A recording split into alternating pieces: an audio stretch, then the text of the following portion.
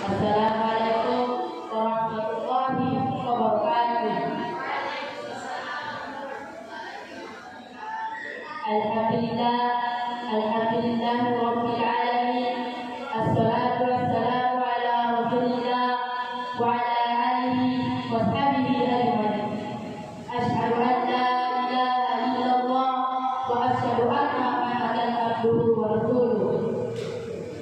Pertama-tama marilah kita panjatkan puja dan puji syukur kita atas kehadirat Allah Subhanahu wa taala yang telah memberikan kita setiap hari nikmatnya tak terhitung jumlahnya, mulai dari nikmat kesehatan, nikmat kesempatan, waktu luang, hingga nikmat yang tak dapat membandinginya, yaitu nikmat iman dan Islam. Dan tidak ada yang tidak kita yang ingin berhitung nikmat Allah Subhanahu wa taala, niscaya dan dapat sanggup untuk menghitungnya.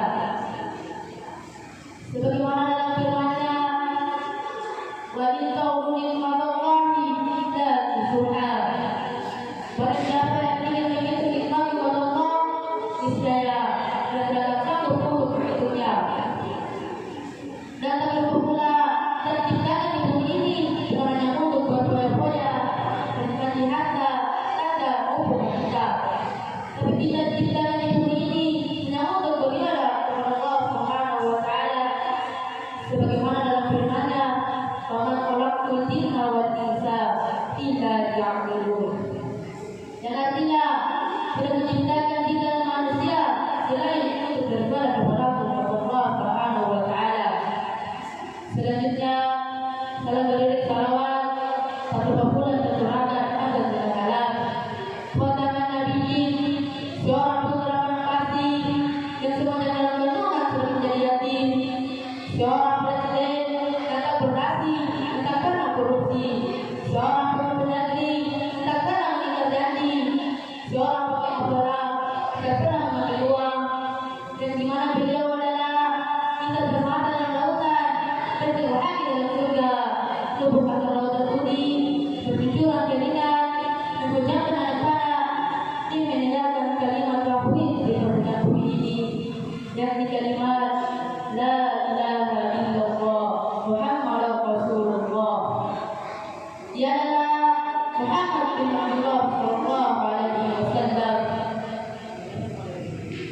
Untuk menghabiskan waktu, saya akan membawakan secara singkat bertema berbanyak mereka di dalam Quran. Hadirin dengan kami rahimahullah. Bulan Ramadan merupakan salah satu bentuk ketaatan yang agung dan kebenaran yang menunjukkan akan tenaga nukromi. Ibadah-ibadah pada bulan ini akan menjadi waktu yang indah, kesemangat menyaksikan dan bayari serta malam yang penuh dengan jasad. Sebab dalam ketaatan beribadah merupakan waktu yang indah dan bulan yang paling indah dan ganjarannya di sisi Allah Subhanahu wa taala sangat besar dan berlimpah. Oleh karena itu, dengan kita muslim bersungguh-sungguh manfaatkan waktu yang agung ini sehingga menjadi orang-orang yang ditulis oleh Allah Subhanahu wa taala berbebas dari neraka. Hadirin yang kami rahimahullah, salah satu kita dibuka oleh Allah untuk meraih kemenangan besar dalam bulan Ramadan adalah melalui sedekah. Islam sering menganjurkan kepada umatnya untuk banyak bersedekah. Amalan tersebut lebih dianjurkan. Dengan demikian, sepatutnya amal seorang mukmin adalah dermawan. Ketahuilah, dermawanan adalah salah satu sifat Allah Subhanahu wa taala. Allah Subhanahu wa taala Maha dermawan, dermawanannya bersifat janda pada waktu-waktu tertentu seperti pada bulan Ramadan. Dan Rasulullah sallallahu alaihi wasallam adalah manusia yang paling dermawan, paling mulia dan sangat sempurna dalam segala sifat yang terpuji. Sebagaimana kedermawanan bersifat janda pada waktu-waktu tertentu seperti pada bulan Ramadan. Hadirin yang kami rahimahullah, beberapa pelajaran yang dapat kita ambil dari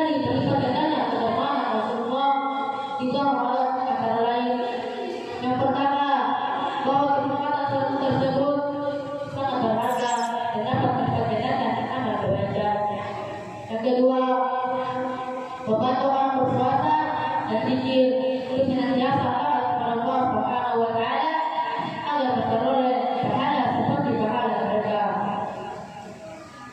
Sebagaimana dalam sabda Rasulullah sallallahu alaihi wasallam, barang siapa membekali orang berperang dan menanggung yang baik terhadap keluarga orang berperang, maka dia memperoleh pahala seperti orang berperang. Dinyatakan dalam sebuah hadis yang diriwayatkan oleh Zaid bin Khalid bahwasanya Rasulullah sallallahu alaihi wasallam bersabda, barang siapa yang memberikan kepada orang berpuasa, maka baginya pahala seperti orang berpuasa. Itu pun yang mengurangi sedikit dari pahalanya. Hadis riwayat Ahmad, An-Nasai, serta disebutkan oleh Syekh Al-Albani. Hadirin jemaah tarawih rahimahullah. Yang ketiga, bulan Ramadan adalah saat Allah menerima para hamba-hambanya dengan rahmat, ampunan, dan pembatasan dari neraka, terutama pada malam Lailatul Qadar.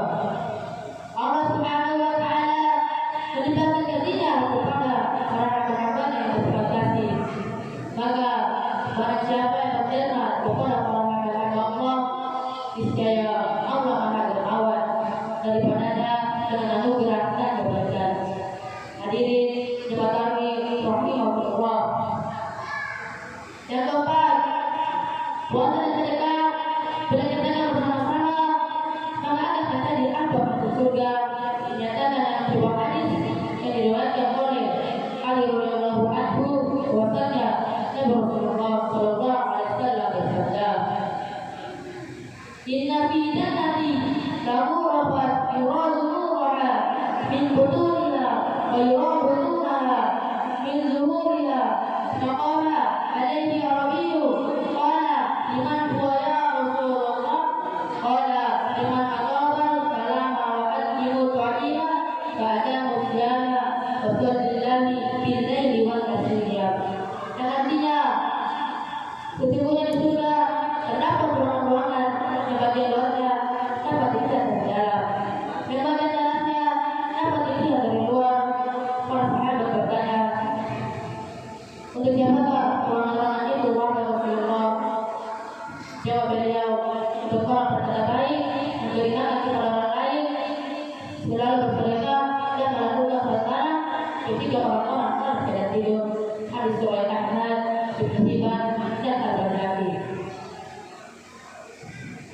Hadirin jemaah tarawih rahimahullah. Sebab kriteria tersebut terdapat pada bulan Ramadan dan terdapat pada bulan ini antara lain selalu berpuasa, sholat malam, dan sedekah. Sebab pada waktu ini orang bersedekah tidak berbicara kotor dan melakukan perbuatan keji. Hadirin jemaah tarawih rahimahullah. Yang kelima, puasa dan sedekah berkaitan bersama-sama akan menjadi menghapuskan dosa dan dijauhkan dari neraka. Ditambah lagi dengan melakukan sholat malam. Bahasanya Nabi Rasulullah sallallahu alaihi wasallam bersabda, "Asyamu jumatu minan nari ka jumati ahadikum minal kitali fa lam yafriduha bidzambi aw ghaibati." Yang artinya puasa itu merupakan perisai bagi seseorang